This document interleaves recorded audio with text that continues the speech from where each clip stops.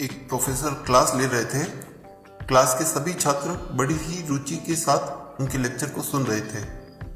उनके पूछे गए सवालों के जवाब दे रहे थे, लेकिन उन सब छात्रों के बीच कक्षा में एक छात्र ऐसा भी था जो चुपचाप और गुमसुम बैठा हुआ था। प्रोफेसर ने पहले ही दिन उस छात्र को नोटिस कर लिया, लेकिन कुछ नहीं बोले।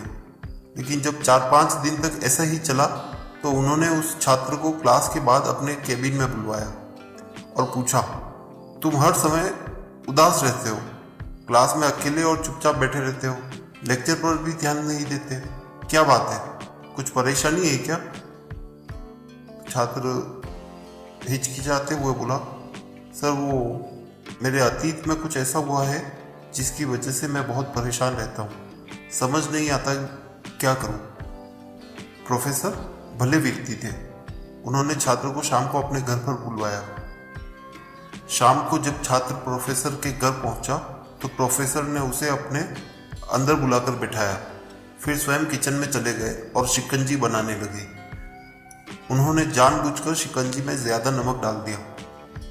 फिर किचन से बाहर आकर शिकंजी का ग्लास छात्र को देकर कहा, ये लो शिकंजी पी लो। छात्र ने ग्लास हाथ में लेकर जैसे ही पहला घूंट लिया, अधिक नमक के स्वाद के कारण उसका मुंह अजीब सा बन गया। यह देखकर प्रोफेसर ने पूछा, क्या हुआ, शिकंजी पसंद नहीं आई क्या? छात्र बोला, नहीं सर, ऐसी कोई बात नहीं है, बस शिकंजी में थोड़ा सा नमक ज्यादा हो गया। तो प्रोफेसर फिर बोले, अरे अब यह तो बेकार हो गया, लाओ ग्लास मुझे दो, मैं इसे बाहर फेंक देता हूँ। प्रोफेसर ने छात्र से ग्लास लेते हुए अपना हाथ आगे बढ़ाया, लेकिन छात्र ने मना करते हुए कहा, नहीं सर, बस नमक ही तो ज्यादा है, थोड़ी सी चीनी और मिलाएंगे तो स्वाद ठीक हो जाएगा। यह बात सुनकर प्रोफेसर गंभीर हो गए और बोले, सही कहा तुमने, अब इसे समझ भी जाओ।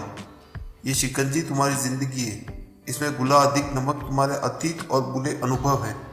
जैसे अधिक नमक को शिकंजी से बाहर नहीं निकाल सकते हैं, वैसे ही तुम्हारे उन बुरे अनुभवों को भी जीवन से अलग नहीं कर सकते हैं।